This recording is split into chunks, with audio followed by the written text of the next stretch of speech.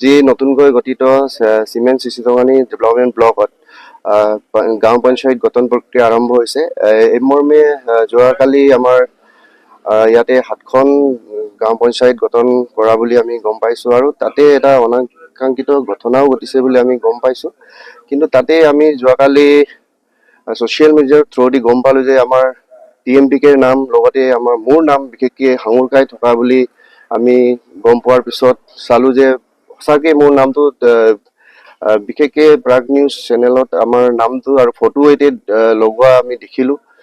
আপোনাৰ নামটো এছাৰত যিটো উল্লেখ আছে মই প্ৰতিক্ৰিয়া ব্যক্ত কৰিব বিচাৰিছোঁ। মোক সুধিব বিচাৰিছোঁ আমাৰ মাধুৰ্য শইকীয়াকে মই সুধিব বিচাৰিছোঁ মই কেতিয়া কেনেধৰণে আপোনাক মই আক্ৰমণৰ লগত জড়িত হ'লোঁ মই নিজেও আচৰিত হৈছোঁ মোৰ নামটো অহাৰ কাৰণে।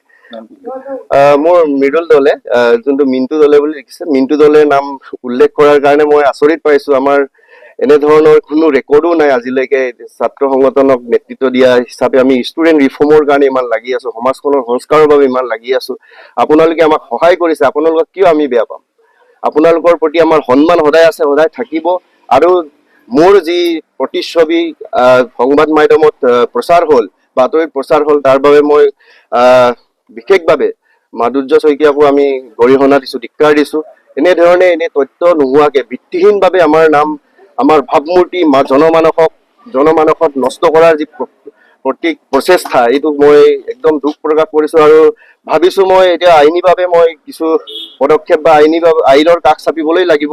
কিয়নো মোৰ নাম গোটেই সমগ্ৰ অসমতেই বাতৰিত এতিয়ালৈকে প্ৰচাৰ হোৱা বুলি খবৰ পাইছোঁ আৰু চাইছোঁ মই কি কাৰণে মোৰ নামটো সাঙুৰকালে, টাটা মিচিং পৰিণকামাঙৰ নাম কিয় সাঙুৰকালে, তাৰ বাবে মই অতি দুখ অনুভৱ কৰিছোঁ। আৰু আপোনালোকৰ মাধ্যমেৰে মই পুনৰবাৰ জনাইছোঁ যে মাধুৰ্য শইকীয়াৰ ওপৰত আমি আইনী ব্যৱস্থা, আইনত তেনেধৰণৰ ব্যৱস্থা আছে, সকলোবিলাক আমি পৰামৰ্শ লৈ আইনীভাৱে কিছু আমি ব্যৱস্থা গ্ৰহণৰ বাবে কাষ চাপিম।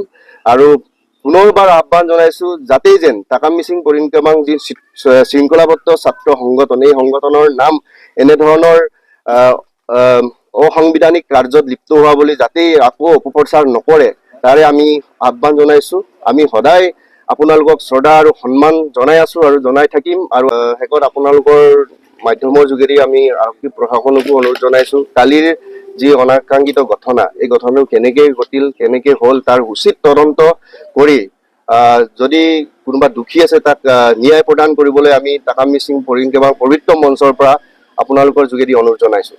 শেষত আপোনালোকৰ মাধ্যমৰ যোগেদি আমি আৰক্ষী প্ৰশাসনকো অনুৰোধ জনাইছোঁ, কালিৰ যি অনাকাংক্ষিত ঘটনা, এই ঘটনাটো কেনেকৈ ঘটিল, কেনেকৈ হ'ল, তাৰ উচিত তদন্ত কৰি যদি কোনোবা দোষী আছে তাক ন্যায় প্ৰদান কৰিবলৈ আমি টাটা মিচিং পৰিণকামাং পবিত্ৰ মঞ্চৰ পৰা আপোনালোকৰ যোগেদি অনুৰোধ জনাইছোঁ।